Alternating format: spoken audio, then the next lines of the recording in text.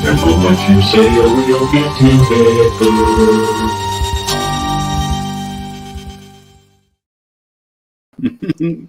Nice. Welcome, everybody. Hey. Hey, John. Hey, JD.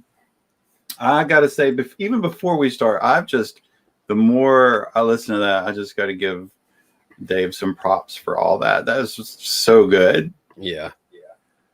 Awesome. Thank you. It was fun to make. Hey, Bob. Uh-oh. Oh, we lost that's Dave. On your side. We lost Dave. What a perfect picture, too. Oh, man. You going to screenshot it? Oh, that's hey, beautiful. Bob. Hey, Ryan. Hello. Hopefully. Yeah, we got a screenshot of that. Yeah. Poor Dave. Poor Dave. Poor guy. Oh, it was fine all the way up until we start the show. Always. Well, let's see if he's. Let me let him know just in case he's still watching us. Like, all right. Wow. Oh, there Drove past the street called Vickers Way.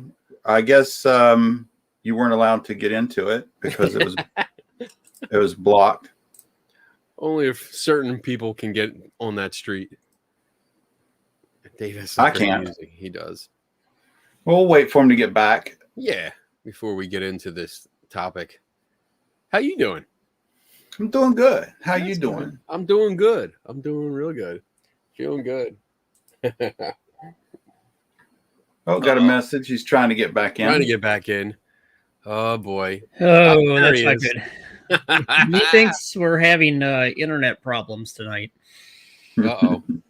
Yeah, you guys froze up before you said you lost me, so. Okay. I don't know. I'm wired in, so I should be okay, but. All right, we'll see what happens. All right. And here I was worried about just timing the opening and going live at the same time. Can't have anything work out smoothly completely. No. It's good. At all. I'm not going to say anything, but you might get a pretty cool picture later on, Dave. Good. I'm glad it froze at the appropriate time for you. At least I wasn't coughing. Well, so tonight's show, we were going to kind of go a little light. Thought just have some good, easy conversation. That's a good picture. So we thought we would do, just something easy, something would spur some conversation and maybe just go off the cuff and see what we can come up with and just talk. And you guys listen to the people that are watching and listening to throw in their 2 cents for sure. But we were just thinking, if you could go back in time, however long it might be, to whenever you started actually ghost hunting, and I'll use that phrase because that's where I started. What are some things that you would tell yourself that might save you some time or some headache and probably save a lot of money, or could avoid any problems in the future? Seems like it's kind of fun. I know when I started my list, I ended up going back and looking at some of my old stuff. Kenny and I kind of talked about it a little bit before the show about how, man, when I look back at what I used to be like, sometimes I'm like, Jesus, why did I say that shit? Like, oh my God, like, where was I, And I'm so glad this stuff happened, like, at least probably for us, happened before internet archiving was so popular because we could scrub the evidence. I'm sorry. Go ahead, Tim. No, yeah, that's fun. Yeah. Yeah, exactly. Good So point. maybe I should put on there quick documenting all your dumbass ideas on the internet. Maybe that should have been one of mine. Yeah. So what do you guys think? Before we get started, I'm going to imagine that we are going to probably have a couple that are the same, but I put some notes under mine that I can veer off left or right, just depending if we have the same ones. So what do you think, Dave? I like the idea. When I started listing my 5, it turned into 10 and 15 and got to 20 real quick. And then I had to pick at least the top 5 that I thought were the most important. But yeah, there's a lot of advice I'd give my younger self at this point. And yeah, so I like the idea. Gets us to kind of reflect on who we were and gets at something I think we've mentioned at least before, how we got to where we are now and how that progression. So yeah, it'll be fun. Hopefully this will be some good information for other people. And I thought about it. I'm like, wow, I really wish I would have had a mentor or somebody who would have guided me through some of this stuff back when I started. And you're right. I'm glad we didn't archive everything back in the day because there was some pretty stupid bad shit. I actually, when we first started, we picked a mentor-ish.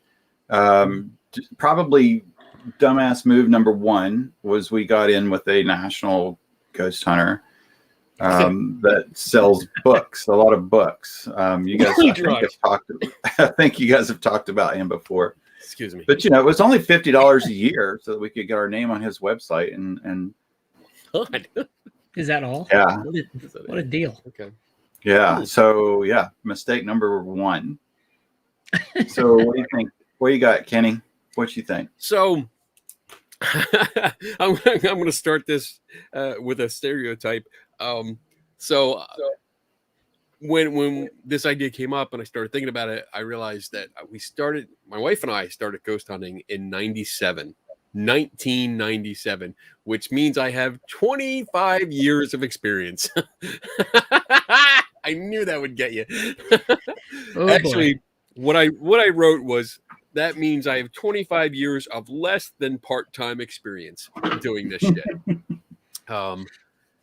But just looking back, and I was the same way, Dave. I mean, I started listing. I was like, 5? No, let's keep going. Just see what happens, especially if we have doubles or triples in our case. But realizing, like, wow, 25 years ago, just starting out, and I was 25, 24, 25 years old at the time. And it was like, wow, I thought I knew a lot. And looking back, realizing there's so many mistakes I've made, so many assumptions that I provided as facts, and so much more. I don't want to go into all the things that I have listed here yet, but just realizing that there was so much more to learn, and that I was naive, I was ignorant, I was, dare I say, dumb at times, and especially when you look back, and again, like when Tim and I was talking before the show, like way before the show, I brought up that I was actually trying to turn my old case reports from my ghost hunting team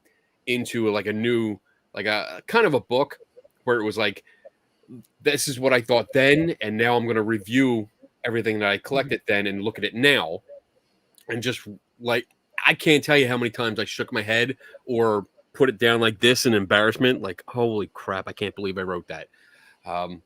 So yeah, when you look back, when you turn that camera back onto yourself and start really looking in depth, holy crap, you find a lot of mistakes. So hopefully we'll get into it. And if you guys are making the same mistakes out there, maybe you can learn from our fumbles.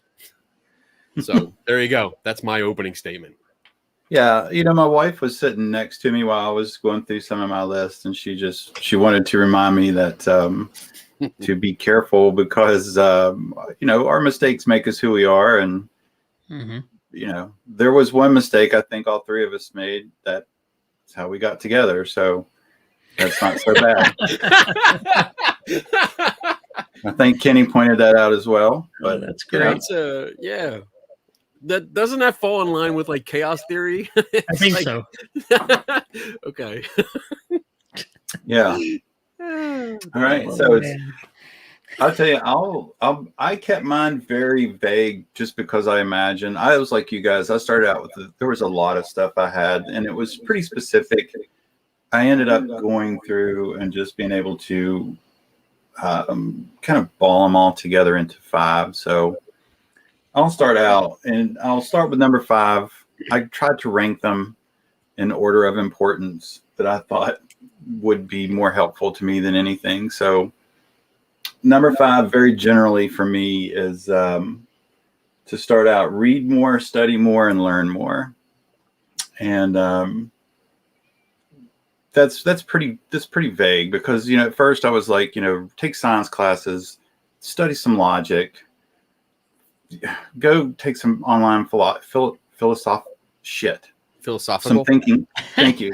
Philosophy classes. And I'm usually the one that fucks up names. Well, this is like I'm on my 3rd cup, so I'm already going. Yeah. So just basically, in a nutshell, just admit to myself that I don't know everything. Admit that I don't understand everything. Take classes, read books, and talk to people that are experts in the fields that I don't understand. I think I would also recommend that I will probably never be an expert in every field that has to do with the paranormal, and to remember that.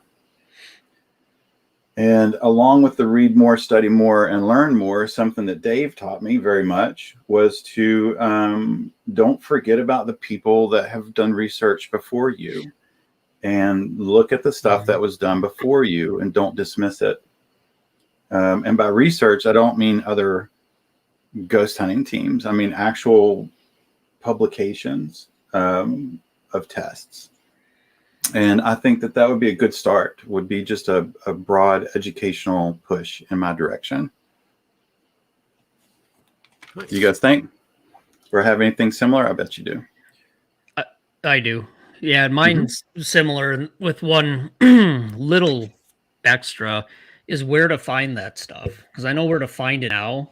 Back when I first started, I think I wanted to find good quality material to read and case studies and journals and that type of stuff, but I didn't really know initially where to look. So having what you said, Tim, in addition to the advice on where to actually find it and have access to it, would have been really helpful. So that's the only addition I would have had to what you said. But yeah, that topic that you had there made my top 5 as well.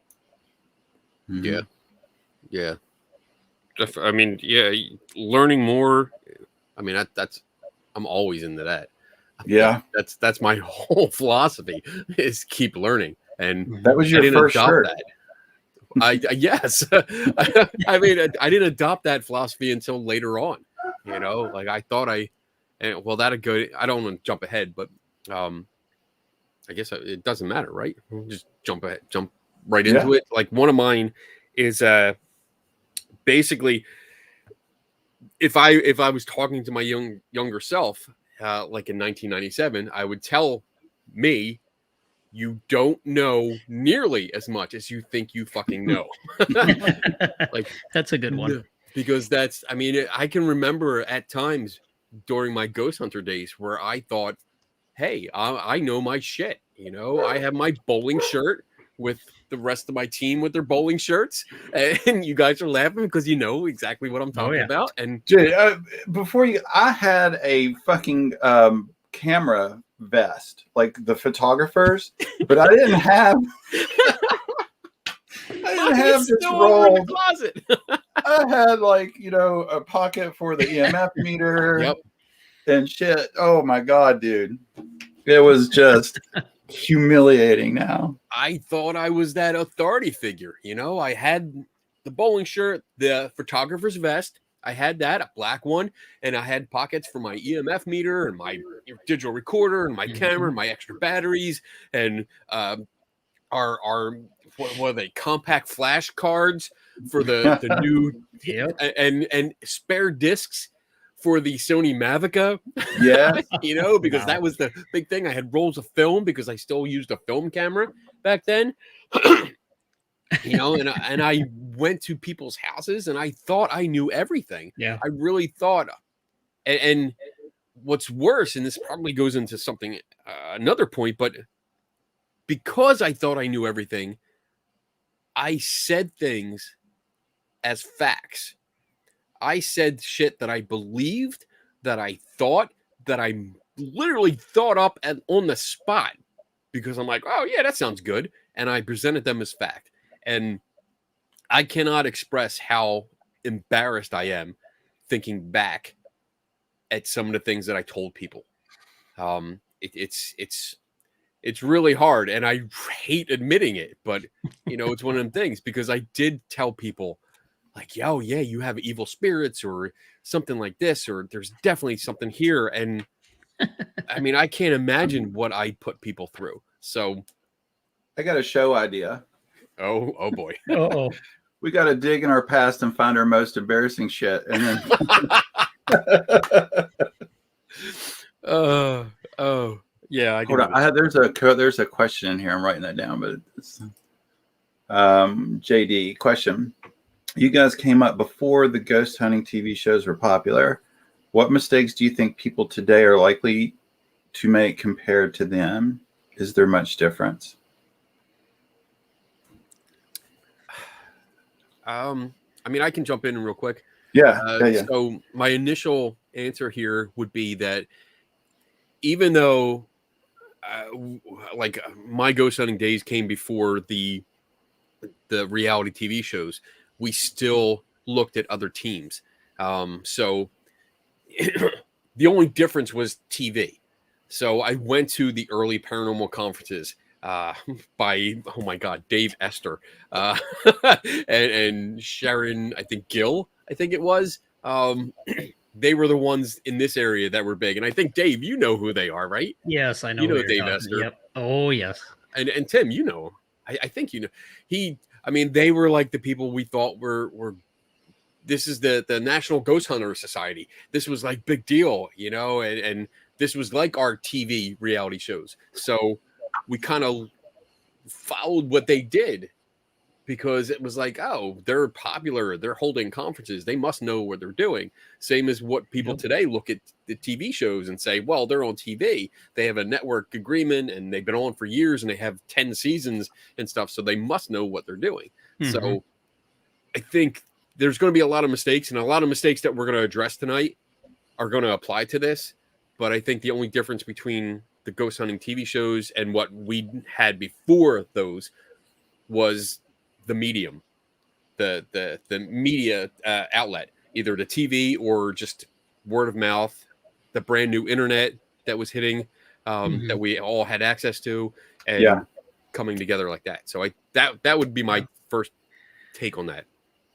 Yeah, I'd agree with that. I think a lot of it was, you know, the major national figures that had the clubs or the membership or put on the conferences every year, and you'd hear them on radio or see them on the TV shows, Halloween specials like World's Scariest Places and stuff like that. So I don't know if it was all that different. I don't think there was quite as much crazy, ridiculous stuff. Not quite as much. I remember back in those days that we didn't hear about demonic possession at all. At least when I first started, we didn't hear about that at all. That was kind of a, hey, that's a freaking church thing. Hands off. Nobody's going to deal with any of that. And if anybody ever talked about that, they always are like, "Ooh, yeah, we're not getting involved with that because of this, this, and this." So there almost was a little bit of a difference in a level or sense of, I guess, maturity where they didn't get involved in that. I'd also say that it was probably less territorial back then. Not everybody was trying to get on TV or trying to be famous. So at least in the Midwest where I was at the time, people tried to come together and actually help each other and share it was still stories. And, you know, my EMF meter went off. A lot of that hasn't changed any, but it seemed like it was a little more friendly, a little more of a community, at least in the Midwest back in those days. But I would say the mistakes that people today are likely to make compared to them, I think it's still in essence similar. that people would go to a class or go to a conference, and then they assume they're qualified to go out and start ghost hunting and go into people's homes and start becoming experts with very little knowledge base.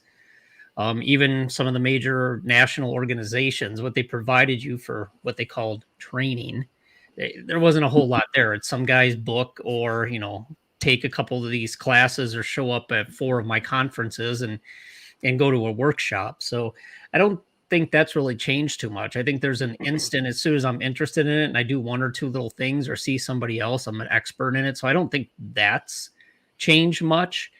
I just think the difference now is it's so prolific with all the TV shows and all the social media and all the internet stuff that it's just everywhere. It's completely everywhere. And I've seen a whole new level of ridiculousness, really. And I'd also say, I think what's happening now that's different is people are always trying to one up each other. Like, hey, I got 15 years of experience. Or if you're Kenny, I got 25 years of experience.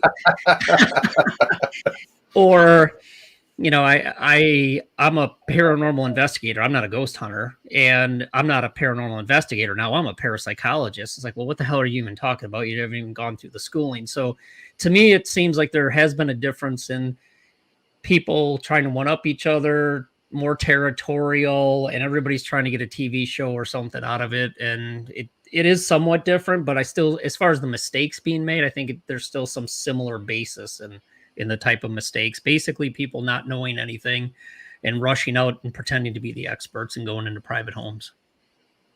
Yeah.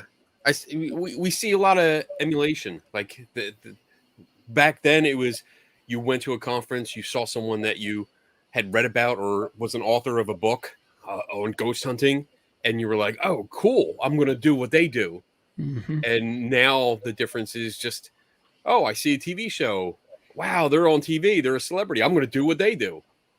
That's basically what it is. And exactly what you said, Dave. Instead of doing your own research and trying to validate or see if it deserves validation or not, people just blindly followed.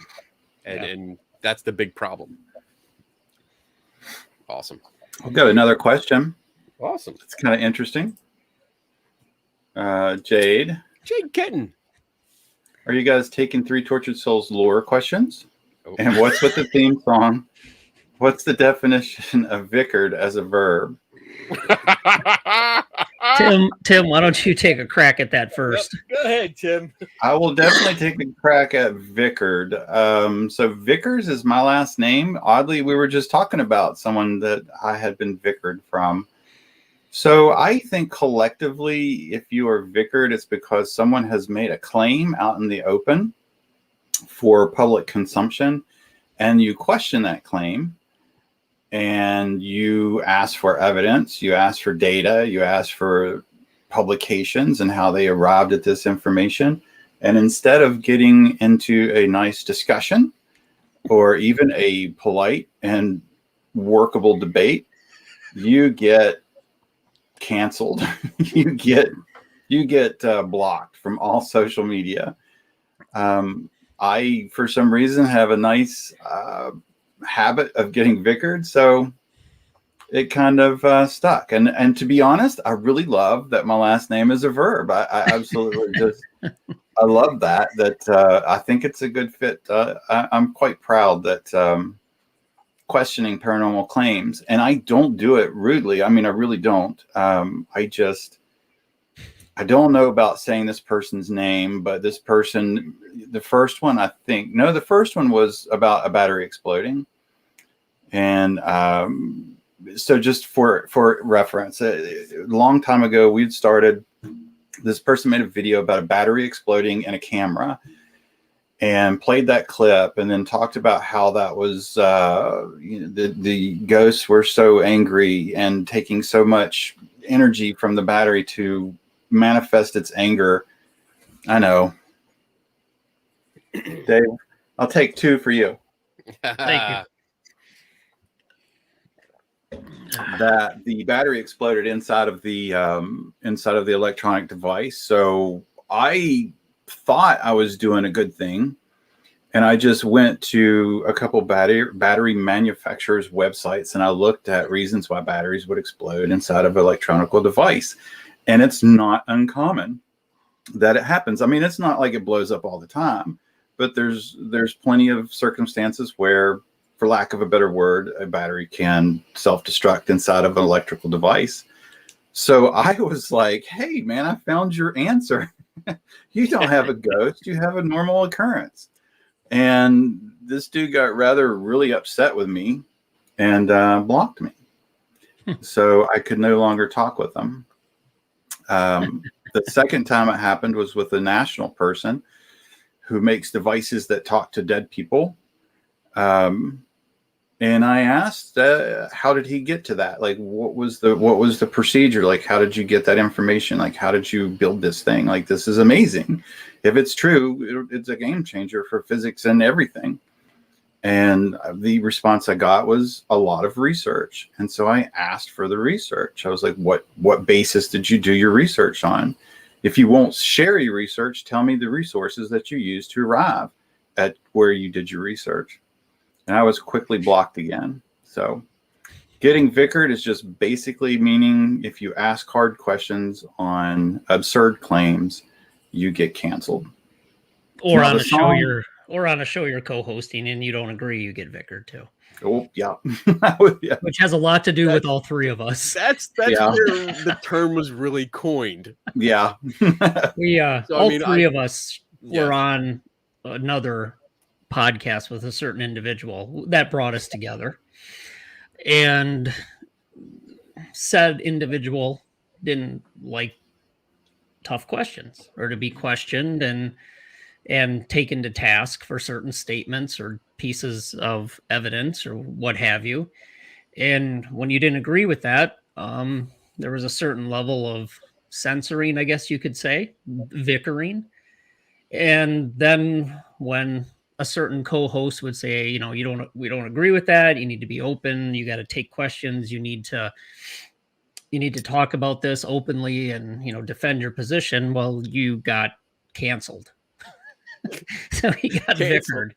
So I think each one of us had an incident with this individual, and we all got vicared off of that particular show. And I think originally that's what brought us all together to talk about there's a couple certain instances, and I think I was probably involved in the most recent one and talking about it. And that really solidified, I think, the relationship between the three of us.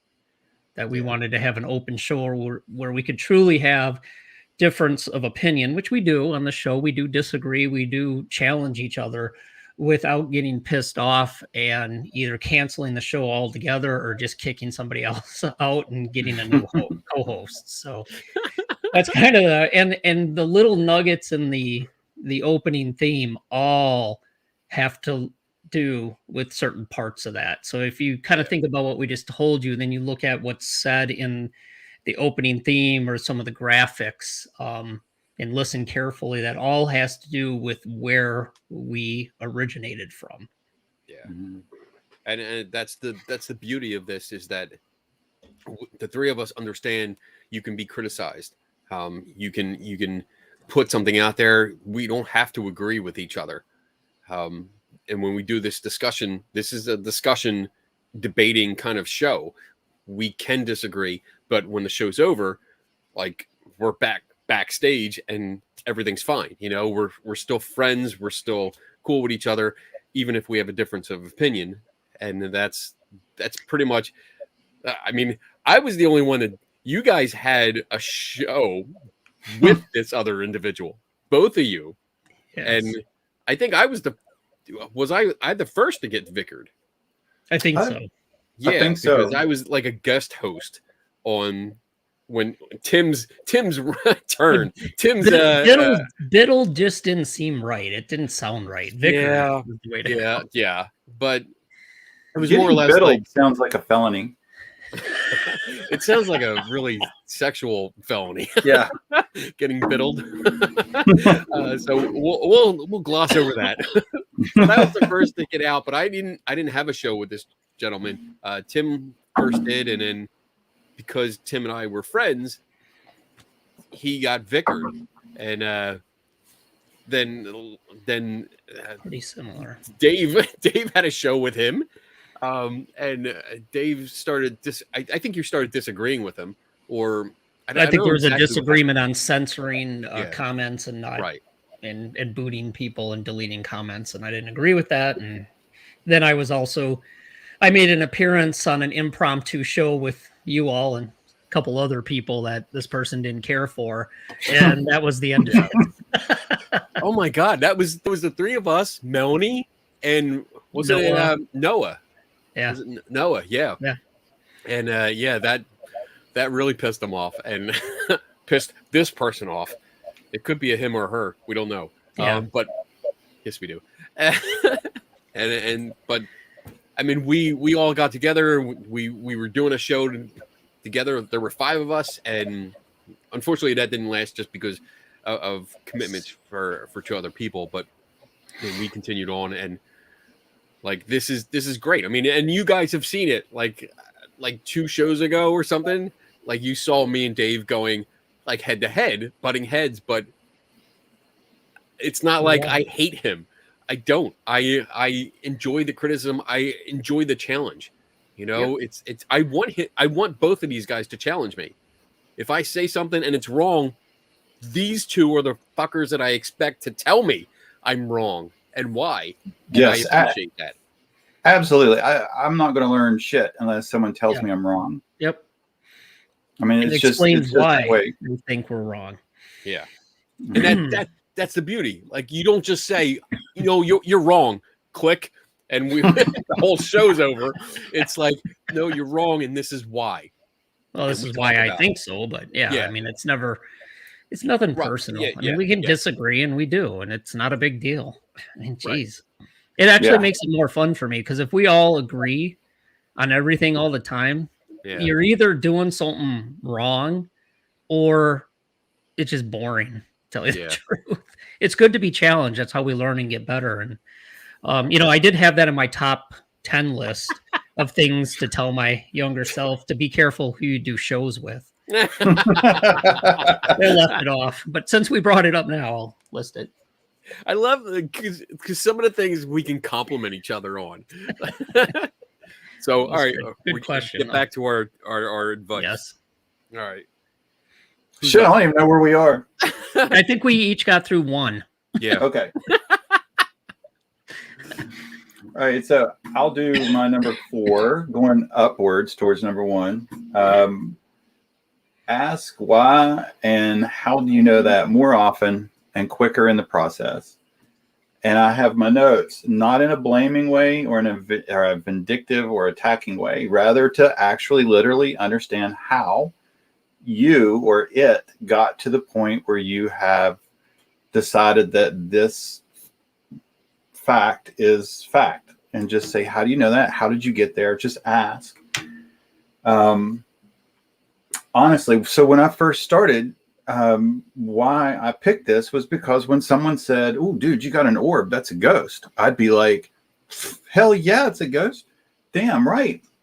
But I never asked why, even though in the back of my mind, I would think, is it really? But like, I never asked. I just never really thought about it. And maybe I didn't want to question someone who I thought had much more experience than me. I don't know, but at some point it got really old, and listening to the same things over and over and over again. I picked orbs because that really was my first. That really was my first. Looks like question. There's an orb above your head. I know, that's great. There's 2. There's one, and then up there. There it is. I failed my drunk test. And so that was one of my first things of just literally I asked who came up with this idea that orbs were ghosts? Like, how did we get there? And when I asked that question, you know, nobody I asked really knew. And so that started to clue me in that we're just kind of following along some groupthink here and not really questioning what we're doing. And probably next was, I started noticing everybody kind of really gets the same basic evidence, for lack of a better word. But back then, everybody got the squiggly, crazy looking picture, or everybody got the dark shadow on a video, or everybody got the voice that wasn't really very audible on audio. So everybody always got the same thing. And why? So I started saying, why does everybody, regardless kind of where you are, basically keep getting the same thing? So the same stuff I would get in West Virginia would be the same stuff someone would get in New York, would be the same stuff somebody would get in California and Canada. It didn't matter. It just always seemed the same.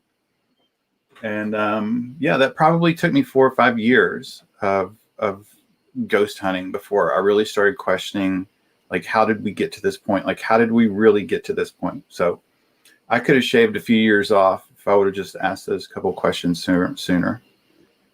Right. Dave? Yeah. I'm good. Number 2. I'll go with the number 2. Do not waste money on cheap equipment, low-end equipment that everybody else is using. I could have saved myself not only time, but probably hundreds, if not thousands of dollars. Yes. Because somebody else said to use it and it looked cool. Let's buy that and let's go with it. So save your money and do a lot of research and determine why you want to use it. Is there a reason to use it? Is there a reason to buy X piece of equipment? Are you trying to measure something somebody's reported as part of a potential subjective paranormal experience? Are you trying to measure something in the environment that could be misinterpreted or help contribute to them thinking they had a paranormal experience? Or are you truly trying to collect environmental data to see what changes? But just don't buy stuff that's the latest, greatest, fancy thing that somebody else is using that tells you to use. That's, $40, $50. Now, that some people may say, damn, Dave, $40, $50 ain't cheap. But through my years of experience, it is. You get what you pay for. Mm-hmm. And I've gone from everything from cheap to really high end, getting close to $1,400 for one sensor. And there is a difference, and you really need to think through and determine why you're getting that piece of equipment, and then understand how it works, why it works, and how to use it, and how to collect the data, and then how to analyze the data. That's all very important stuff. So just don't buy cheap shit that somebody tells you to. That's my number 2.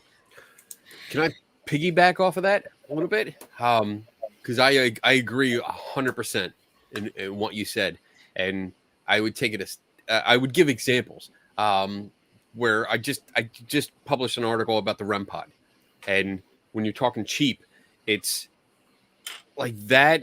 I think that device originally went for like $120, $160, and the research you do beforehand is so important, because you really need to know what's inside. What are you buying? Because when you do it and when you figure out what's inside of it, you realize that at the time when that came out, it was a $15 part.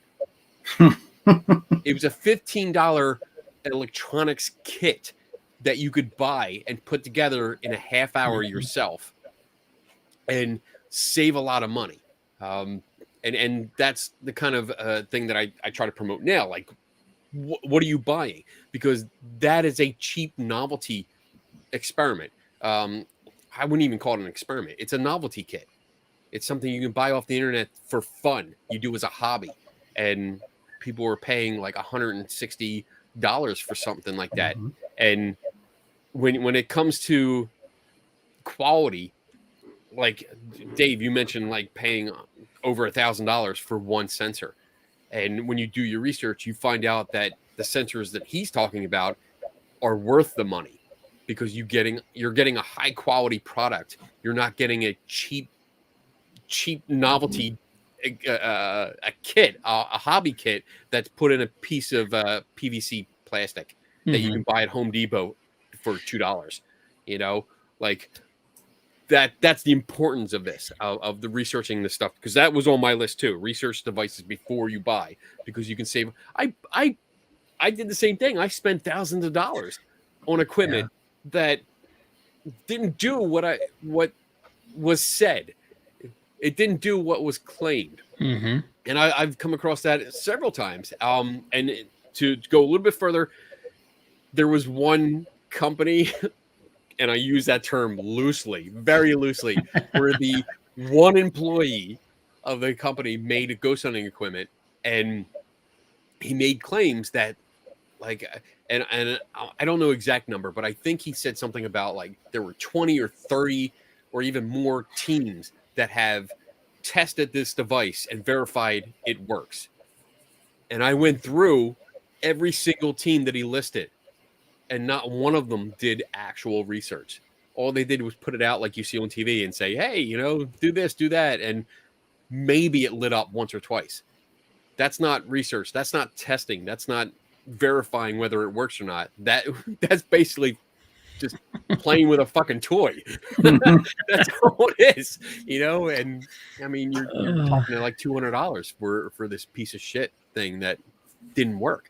So there you go. Okay, I said my piece. Yeah, I put in the chat. I fell for the K2 meter.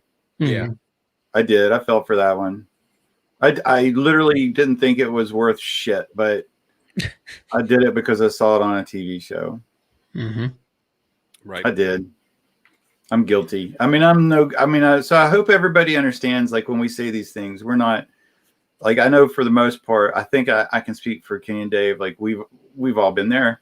Oh, yeah. So I'm not saying like anything to be disrespectful or demeaning to anybody that has bought it. I certainly bought it. Literally, the K2 meter was the first thing that came to my mind with that. Yep.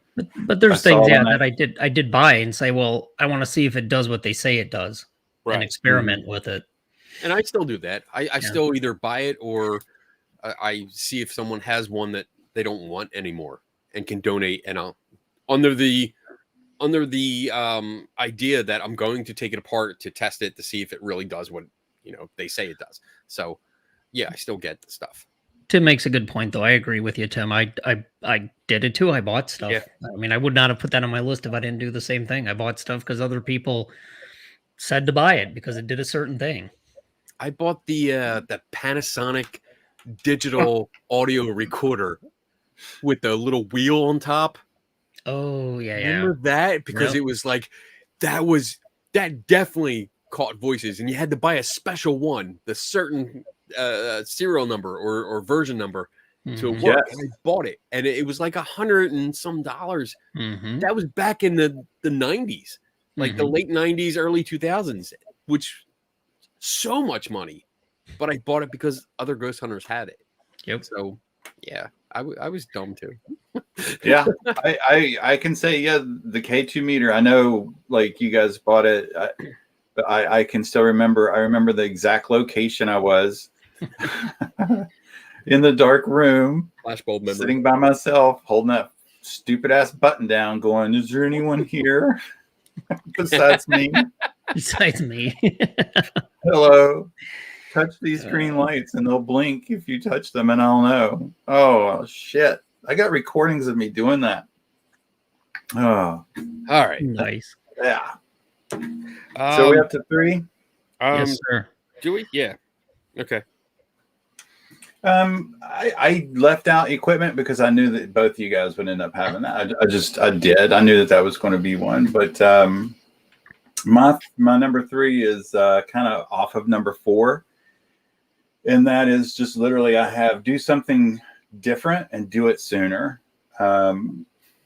If something isn't working, if something doesn't work, if you keep getting the same stuff you're always getting, stop blaming the ghost. It's like what I used to do.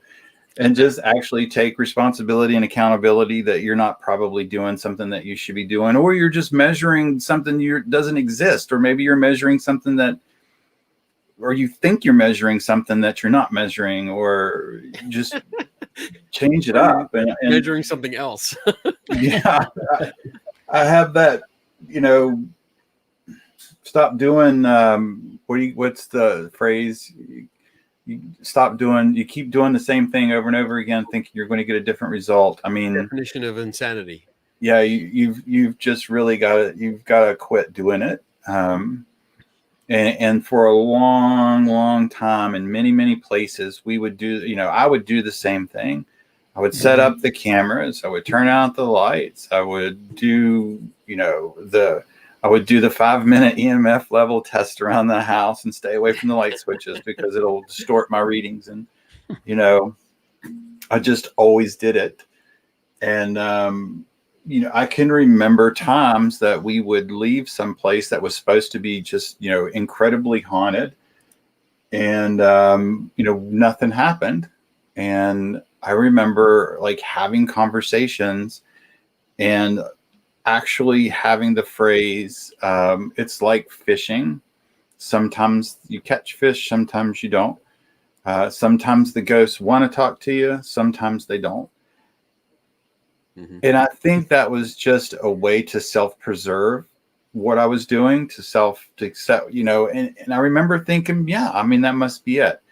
Whatever ghosts are here, they don't like me, or they don't like us, or so something else is going on. I mean, it couldn't possibly be that my $50 K-2 meter isn't picking up something because it was on TV. It couldn't possibly be I'm not doing something right. It must have absolutely been the ghost's fault for not wanting to talk to me. Of course. So I spent many years doing the same thing without changing up and recognizing that the fault lies with me, not with anything else. Awesome. I got one. This kind of is a general statement, but poster popularity does not equal they know what they're doing. So the idea behind this is it actually more recent, but it applies to past things where if you're on the celebrity bill for a conference, being advertised as like, oh, this is a speaker. Same way if you're advertised as like a guest star or the star of a reality TV show, doesn't automatically mean that you know what you're doing. And I see this a lot where I've attended paranormal conferences, and back in the late 90s, early 2000s, when I went to them, I sat in their lectures, which I really shouldn't call them lectures. They're more just talks, where I sat there, I listened to them, and I was like, wow, okay, great. That's what I'm going to do. They're telling me I'm learning from them. This is great. And then later on, especially after I got into photography, more studying photography, understanding it more, I realized that these people were dead wrong. They really didn't know what they were talking about.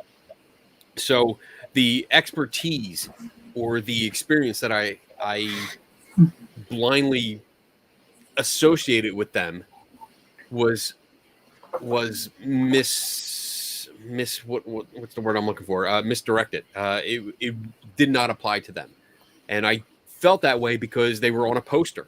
They were advertised as like this special guest speaker. Like, holy crap, we're so blessed to have them at our conference to talk. And I'm like, wow, okay, great. I bought into it. That was my mistake. I bought into it. I didn't check it. And that kind of goes into, it blends in with another point that I had, which is to check the credentials. And that's something I do now.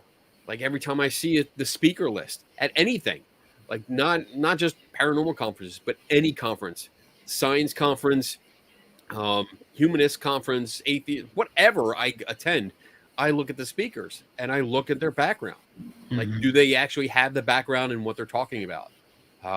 Do they have information? Have they spent their careers doing this?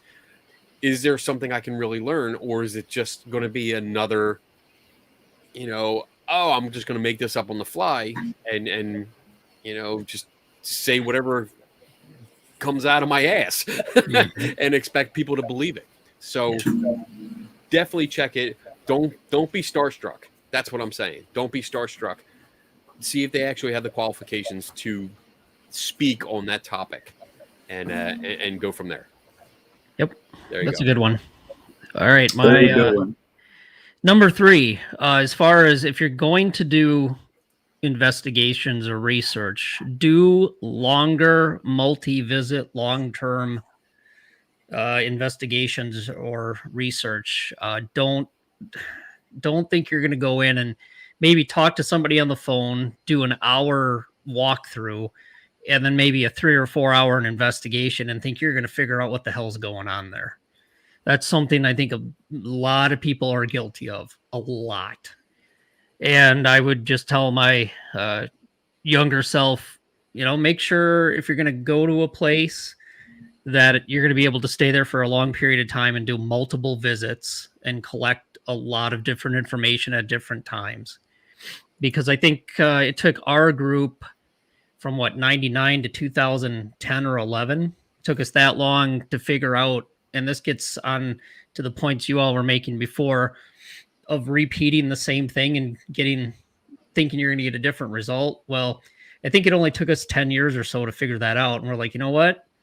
We're not learning anything. We're getting the same stuff over and over and over again. And part of that was these short visits, trying to collect information and coming up with an idea of what might be going on at that location, be it misinterpretation, natural but strange things that people didn't connect, or if there was truly something that at the time we just couldn't explain. But going there just for a couple hours, shit, that didn't tell us crap. When I go back and look at it, you're just it's the tip of the iceberg. So that's kind of builds a little bit off of some other points you guys made too. But that was a number 3 for me. I like that a lot. Yeah. Yeah, that's good. I really do. I thought about that. That was that. Maybe not in a very specific terms, like you put it. You were very succinct in that, and really did a good job making that point. But my idea one of mine was similar with stop doing one night stands. Tim's doing paranormal one night stand. You're not going to get shit. Did you get biddled by the ghost? Oh, I did. I did, but yeah, I mean, that was there's nothing to learn in a night. It rolled around for me too, and it's really good that you brought that up. I like that. Yeah, that was good. All right, we're ready for number 2. Sure. Number 2 is probably one of my funnest ones one of my best ones, and it's just have more fun with experiments. I absolutely love coming up with the dumbest and most craziest and sometimes adventurous experiments that I can think of. But since the very beginning, even in school and college, like I absolutely loved research and experimental psychology classes. Loved it, enjoyed it.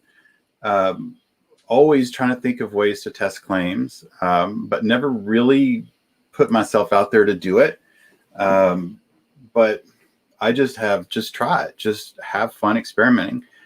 And in my notes, I put, don't worry if it's right or wrong or good or bad. I mean, a bad experiment that you screw up is still going to be informative for somebody that likes your idea and might want to try something, and they can look at you and go, yeah, we're not going to do what Vickers did because that was pretty bad. But at least it's out there for someone to see a fail, which, can be as good as a success. I put, don't be afraid of failure. Do it, try it, throw it out there. I put fail often, and fail in a fabulous ball of flame. And don't be scared.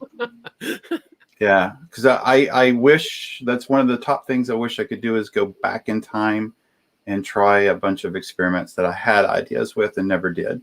So I could have time to collect the information that we get from it. Yeah. It's good to have fun with that. I mean, we especially when you come up with shit on the spot, like Tim, when you came up and we spent the night at White Hill Mansion, we were coming up with ideas like, what can we do? Oh, let's do this. Let's try this. And even if you fail, you learn.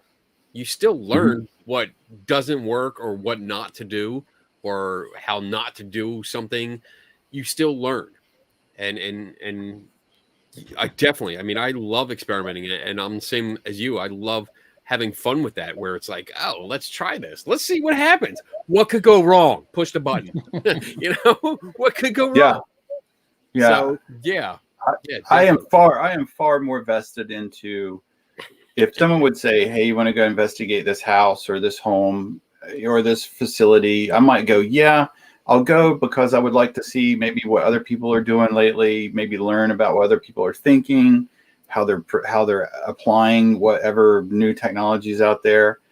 I might enjoy it, but if someone would say, "Do you want to take part in this paranormal experiment?" I'd be like, "Shut up and take my money.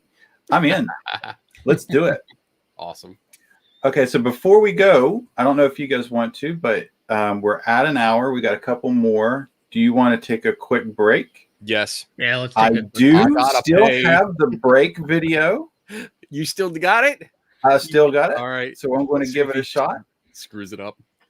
I will screw it up, but I'm going to fail in a fabulous ball of flame. So, is it 2 minutes? 220. 220. 2:20. Thank you, Dave. All right, here we go. We'll be right back after this break. Maybe.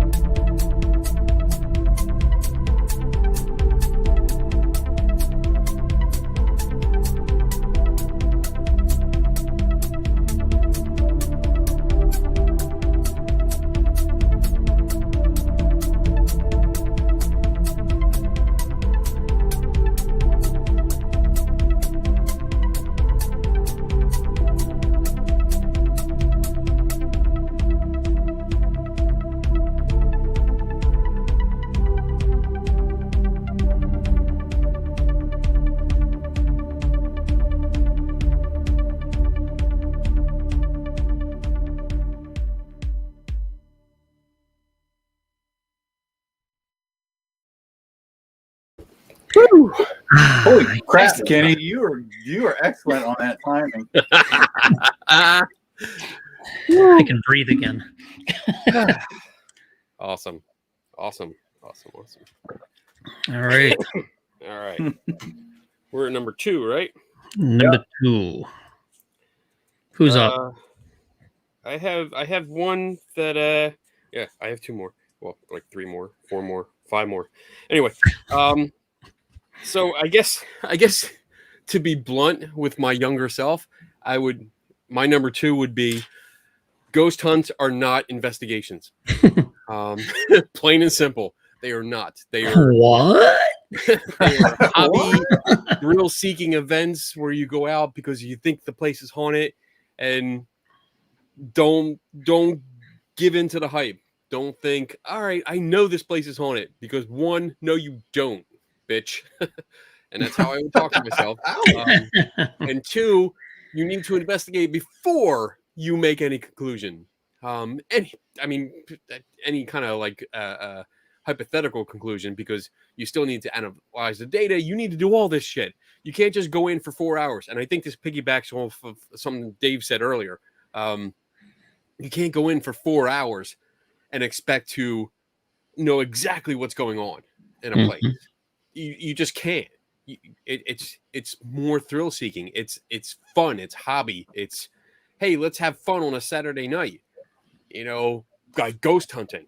It's not an investigation.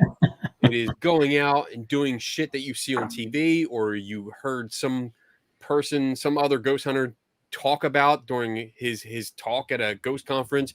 It's what you read about in a ghost hunting book for, you know, your region, which I have dozens over there on the shelf. And it's all just hobbyist. It's all fun stuff. It's all entertainment. It's not serious work. And I think a lot of stuff we do now is more serious. We look for the details. We look and try to verify whether our details are correct or not. And if they aren't, we toss them aside, or we showcase that. We say, look, this was wrong, and this is why. There is so much more to investigating than just what you see on TV. And I think that's what happened. You know, people started ghost hunting, and it was like this fun hobby, and that made it onto TV, which kind of reinforced. It became a cycle of reinforcement where we saw it on TV, what we were already doing. So then we emulated what we saw on TV, and TV emulated what people were doing as a hobby, and it just became a vicious cycle going around and round and round. Yeah. So yes, I would tell my younger self, your ghost hunts are for fun. They are not investigations. Yep. You need to learn more. So I'd agree with that. And I'm sorry if there's a background, because there's some loud booms going on in the background, and I don't know what's going on. I don't know if people are shooting people, or the only thing left in your part of the world is War of the Worlds, I think. I am in Philly, so I'm hearing some pretty loud booms, which I'm not used to hearing. So if the lights go out and I suddenly duck under the table, just carry on. Sure. Yeah, no problem. He'll be fine. All right, I'll follow Kenny's up. Because I think it builds a little bit on that in how I would tell myself to do research or investigations, data collection and research. So taking what Kenny said, yeah, a ghost hunt, that's not a paranormal investigation. It's not a research project. It's basically going out there and I think having a good time, which there's nothing wrong with that. There's absolutely nothing wrong with that. Go out and have a good time, but don't make it what it isn't. So mine, looking at the data that collected over the years and the way we used to do things, I would tell myself, you need more controls.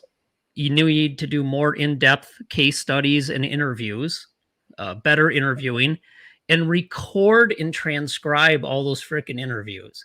Because a lot of times we'd record it, and, you know, back in the day, you had the little Sony Handycam, put it on the micro cassette, and I'll tell you one thing, I can't find half of them now. And if I could, I'm pretty sure they probably wouldn't play anymore anyway, because they've been stored in horrible conditions. I would also tell myself to figure out how to do better analysis.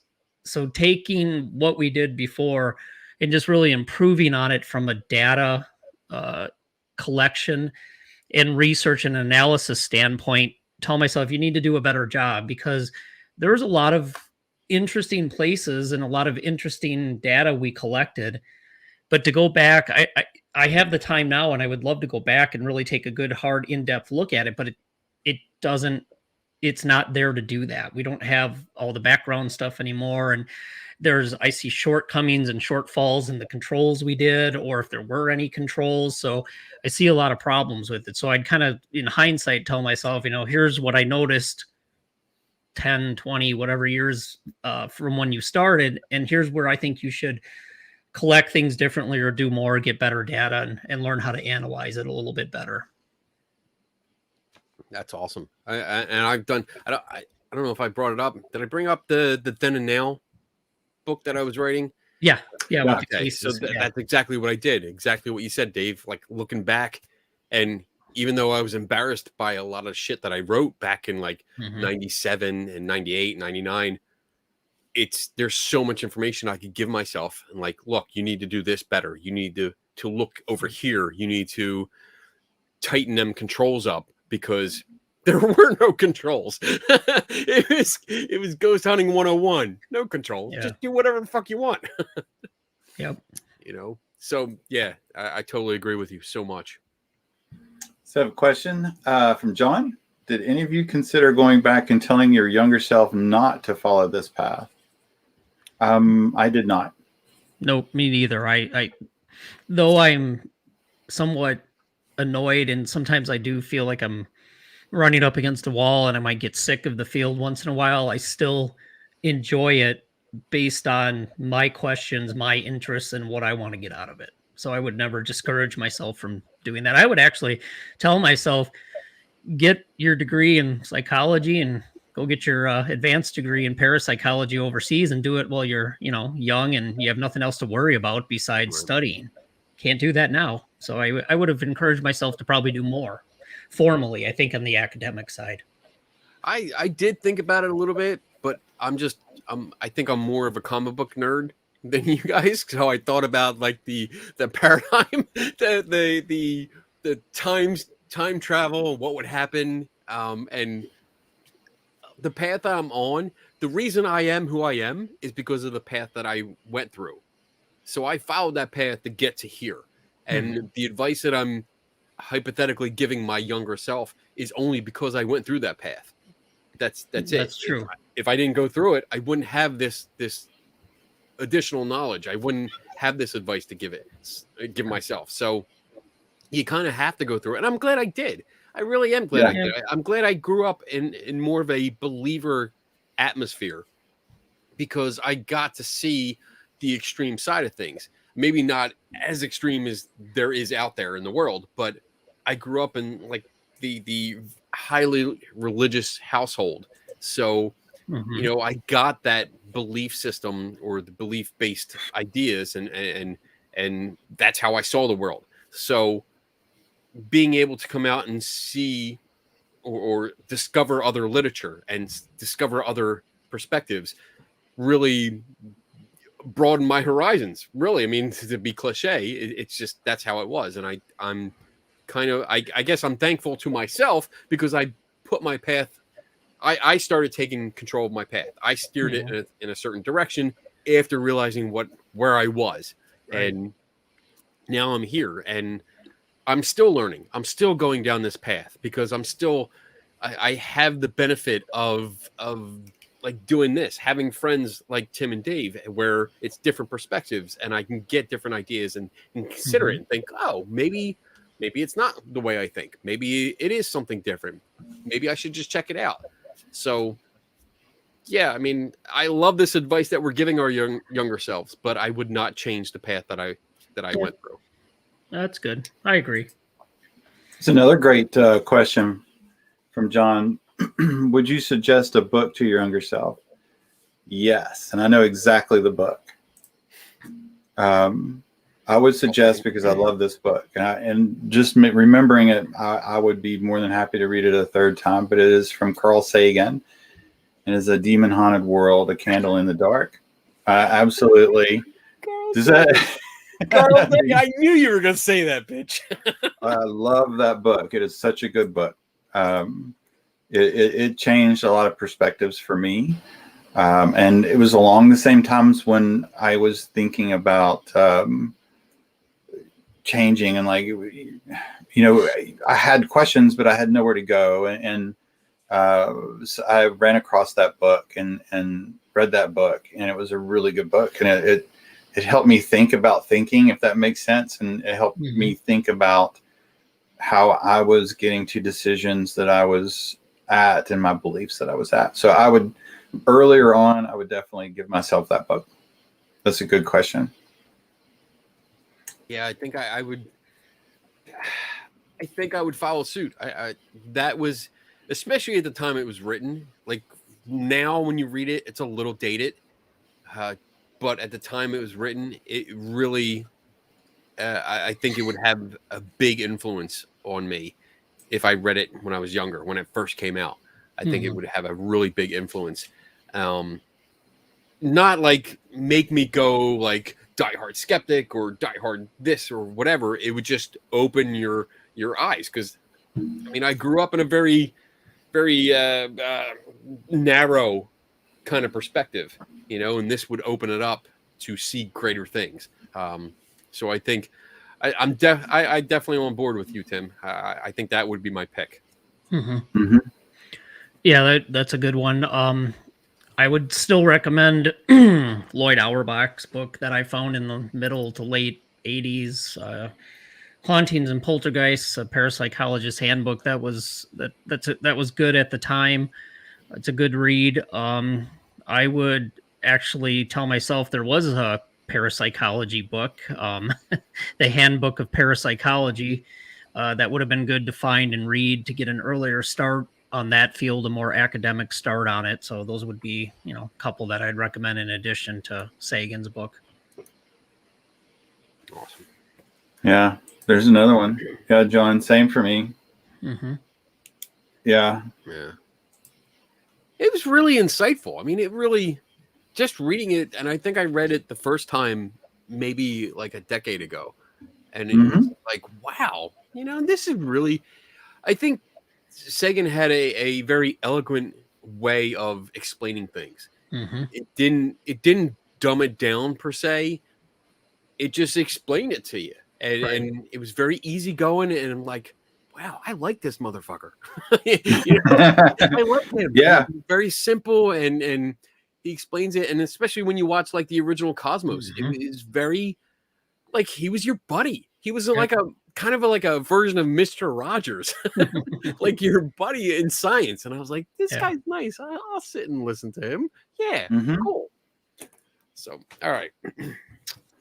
Moving on. Good question. So number one, for me, is let go of finding the ghost. So stop focusing on the ghost.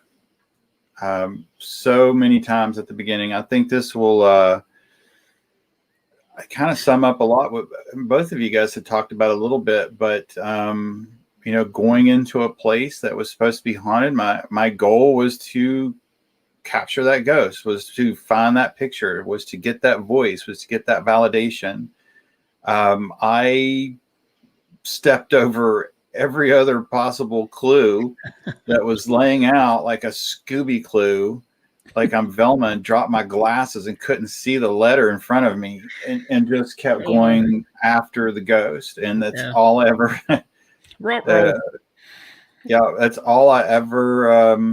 that's all I ever went after, was the ghost. It was just, that was at the start for me, was the most important thing, was getting that evidence of a ghost. And I'm going to say, like, that was far more ghost hunting than it was anything investigative. Mm-hmm. It was always capture the ghost. And I wasted several years probably. In my, looking at my notes when I was thinking about it more today, it was really bad logic practice. A lot of really, what it led me to do was anything that I found that satisfied or hinted that it supported what I was looking for, I worked backwards. So I made what I did fit what I found, even though it's not true. So like I did the method, I collected what data I had, and then I looked at what I found. And then I liked what I found. I started making excuses and filling in the gaps for what I didn't do in the data and the method to make everything make it sound more like a ghost. And not on purpose. I didn't lie or do anything on purpose, but for myself. I really wanted it to be the ghost, and I just focused way too much on the ghost. I missed everything else for a long time that would have helped me actually learn to investigate by just focusing on the ghost. So the easiest phrase that I came up with was just to tell myself to let go of that, to don't focus on it, and let the investigation, let what you find be what you find, and no more and no less. Mm-hmm. Good. That's awesome. All right, I'll go next. I'm torn. I have two here, and I'm like, which one do I pick? But I think I'm going to. I think we covered one pretty good. But so my number one pick is something I actually learned from my friend Mitch Silverstein, and as I was, I was no longer a ghost hunter. I no longer called myself a ghost hunter. I was more getting into the more the science of it and trying to do experiments properly by applying controls and considering all the variables possible and this and that. And I was able to take part in an experiment that Mitch was doing. And Mitch is an actual scientist. So he has his academic degrees. He does this. He knows how to do experiments. And the one thing that he taught me was one A is to take good notes. And one B was to sign the bottom of every page where you take the notes. Mm-hmm. And I never knew that before. I never knew there were actual like science notebooks where it had a place. They actually have a place at the bottom where you initial it and date it. And I was like, this is mind blowing to me. This is great. And I actually made that a practice where I sign the bottom when I get done, like my notes. I sign. Wait, I initial. Where'd it go? Where'd it go? Where'd it go? I had it here. I did. Honest. Invisible I'm not done ink. these notes. I'm not done these notes. I'm still filling out this. But when you're done with that page, you initialed the bottom. And just the idea of taking really good notes, I want to expand on that, where you write down everything.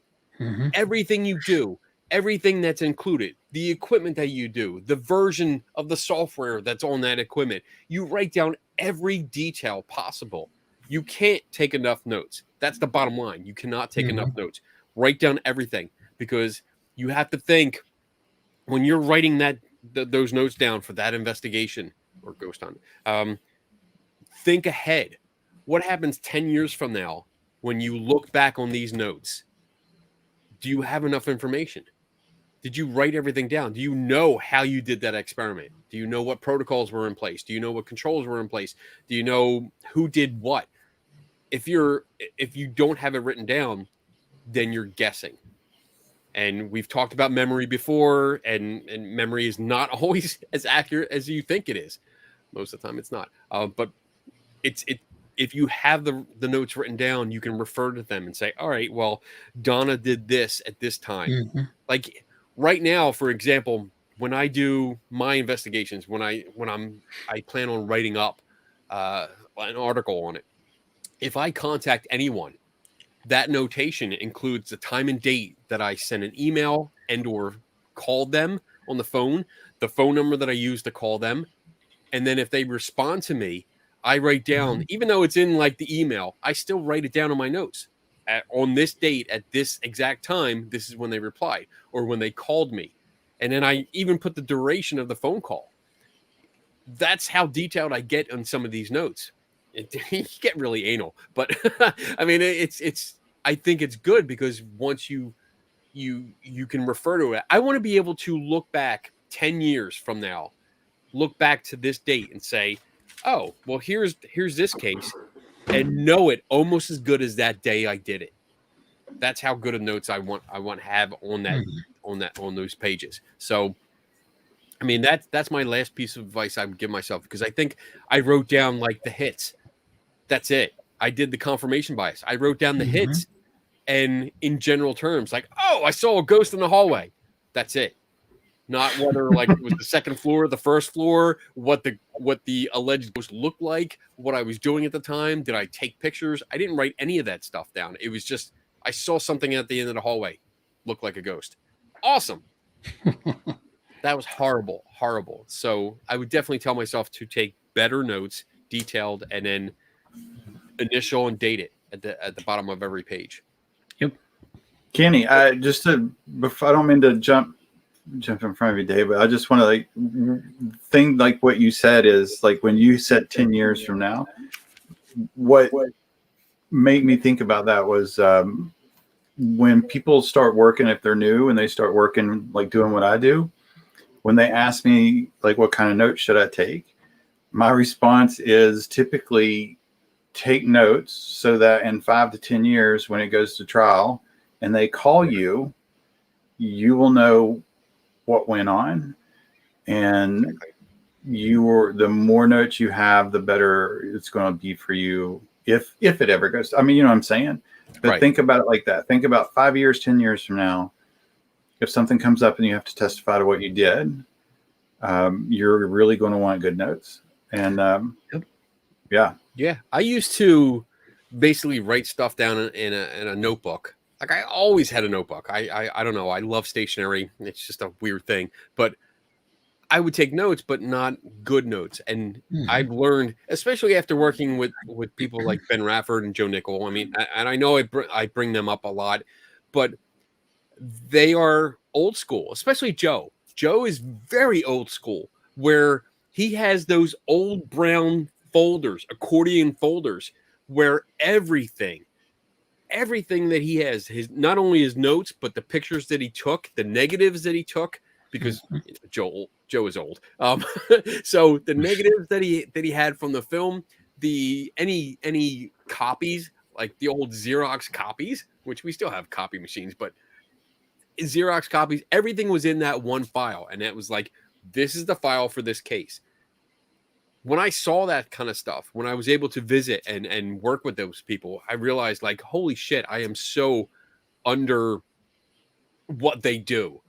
You know, I write a couple notes on one page, or I post a web page, you know, like back when I had a ghost hunting website where I was like, oh, these are the 20 pictures I took that all have orbs in them. So you know the place is haunted. So there you go. Woohoo! You know, and now I'm like, holy crap. Now I have a file cabinet under my desk where I have tons of files here for every single case.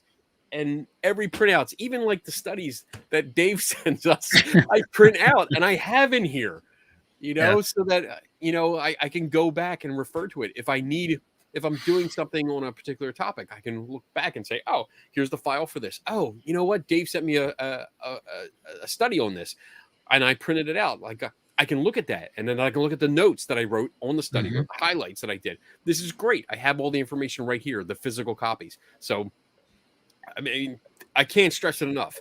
Take good notes. And that's it. I'm going to stop there. All right. My last one, it's probably going to be a shocker. It's going to be simple. We've talked about this before, but what I would tell my younger self, as you start out, stay the fuck out of private homes. Oh, yeah. I look back at that now and I cringe, and I know we've talked about that quite a bit. And, you know, even now, if somebody asks, you know, can you come check something out? I'm very hesitant.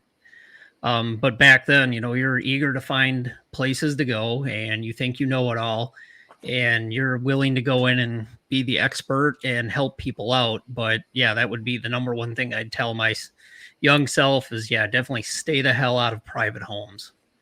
At least for the next 10 to 20 years. Right. Don't be giving people too much advice. That's kind of my number one. And it still makes me cringe when I think of some of the things, you know, starting out, went in and did and had no knowledge of really anything, just whatever I read in a book or what I saw at a conference or a TV show. And, you know, you're going to go in there and wave a meter around and tell them they have a ghost. Horrible. Yeah. And what I see going on with people that are inexperienced these days, or actually, you know, they put in 25 plus years and say that they're professionals and experienced and veterans and whatever the hell else, that not veterans as in military, veteran paranormal investigators. Veteran paranormal.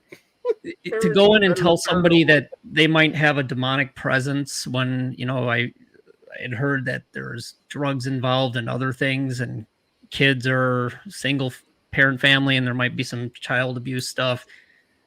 What are you thinking? So that would be the number one for me, is stay the hell out of private homes. I'm the same way. I don't like doing private homes because of the reasons you brought up. And if there's a very like an urgent request, or like, really, please, you know, like, do this, I will put a ton of disclaimers on it. Like, look, I'm giving you an opinion. You have to understand that. I mean, I'd talk to him. Yeah, I'd probably talk to him, but I'm not going to say I'm going to come do an investigation. Right. Now, Right. that wouldn't mean that, let's say you'd say, this is rare and I haven't done this even yet, but if I had a specific research project and I thought that location sounded like it'd be something that would fit in, I could ask them, hey, would you be okay if we came in and did a research project, collected data? We're not there to solve anything for you. We're not there to tell you what it is. We're just there to collect some information. But it still would have to go through the whole, have you seen a doctor? Have you seen a psychologist, a psychiatrist? Have you, all the normal things you'd want to do to make sure it's safe to go in there. But even then, I'd still have a lot of hesitancy, because I think anything, at least the three of us would come up with, and projects I've come up with other people, you can go to public places that are supposedly haunted and you can do the project there. So I don't know. I just don't see much of a reason to go into private homes. But like you, Kenny, people still call once in a while and we'll just chit chat with them a little bit. But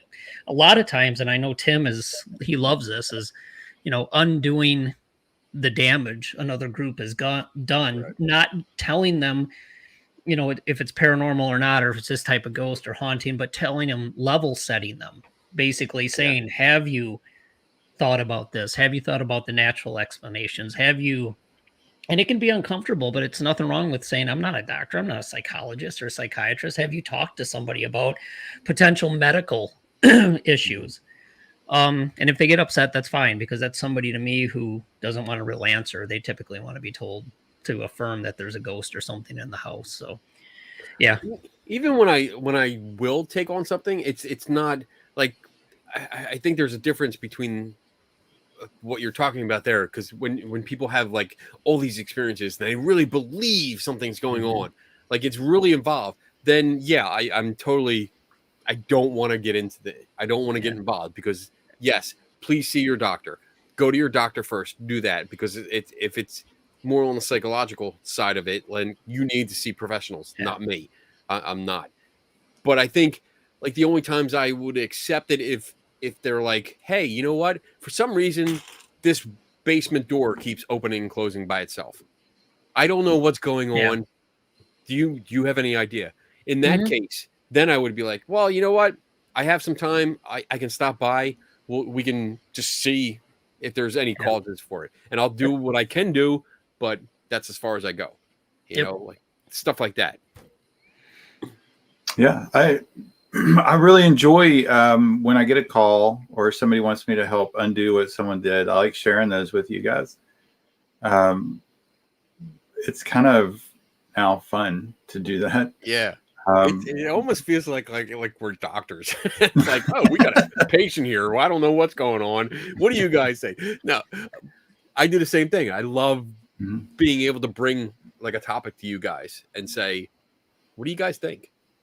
Get your opinions, because I mean, I value your opinions. And again, like we've said before, like if I bring something to you that's kind of stupid or silly, you guys are going to say it. Like, yeah, that's not, no, just stop. Yeah, like, we all do that. We bounce stuff. I'll send pictures or something to Kenny, get his opinion on it, and other things to Tim. And we just bounce ideas and things that we get that we may not know, or we just want another opinion on, and we bounce it off of each other. That's a great thing to do. Yeah. Especially like when people say they have parapsychology degrees.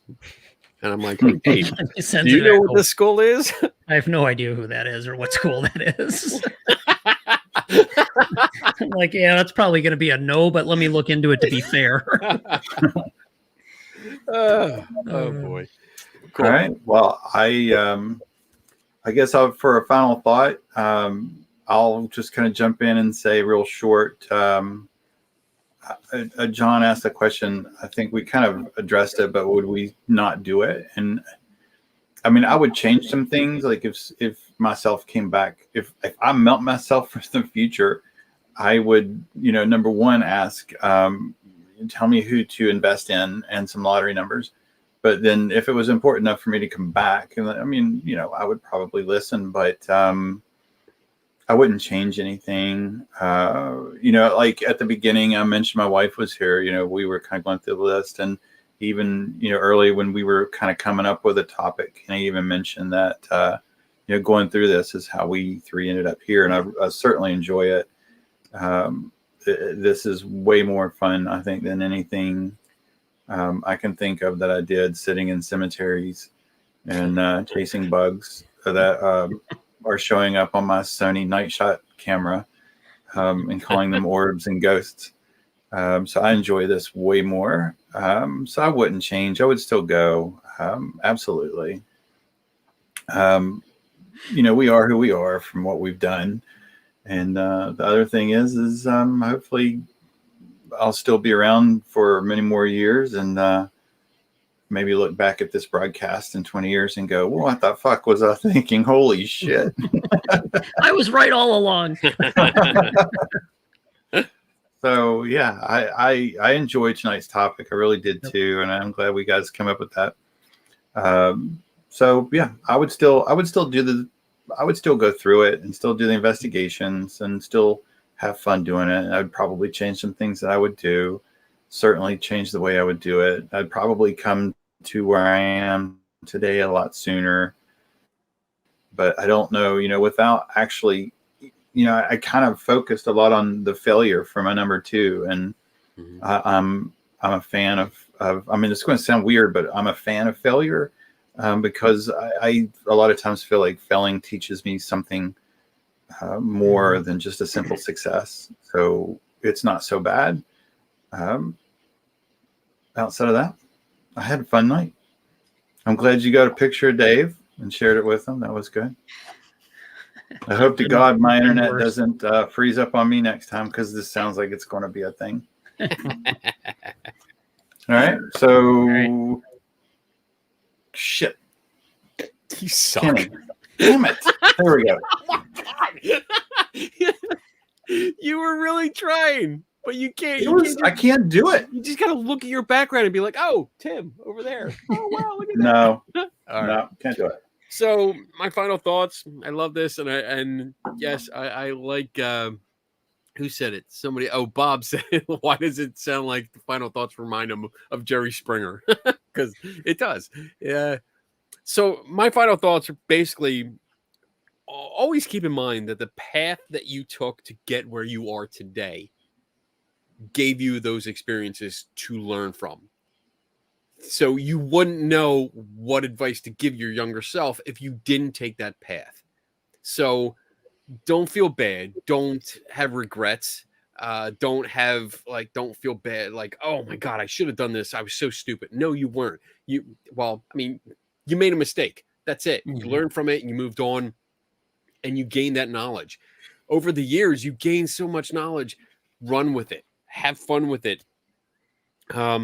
Keep learning. Just look back and say, you know what? If I didn't learn this, I wouldn't have become a better person. I wouldn't have evolved. So keep yourself open to new information. You don't have to blindly accept it. Don't do that, because that's just wrong. That's a mistake. Look at new information. Consider it. Research it. See if it's valid. Then accept it or refute it if the need arises. But continue to grow, continue to learn, continue to better yourself. We talked openly tonight about our mistakes, what we did wrong, and why we did it, and how we did it, and the embarrassment that it caused us. But I'm not going to sit here all night and just, be depressed and think about like how stupid I was. I'm going to think, oh, all right, I made mistakes. I learned from I'm a better person now. So I'm going to run with that, and I'm going to keep going down that path. I'm going to make mistakes in the future. I know I am, but I'm going to deal with it when I get there, and I'm going to overcome it. So there you go. Wow, I do sound like Jerry Springer. Holy shit. All right, passing down to Dave.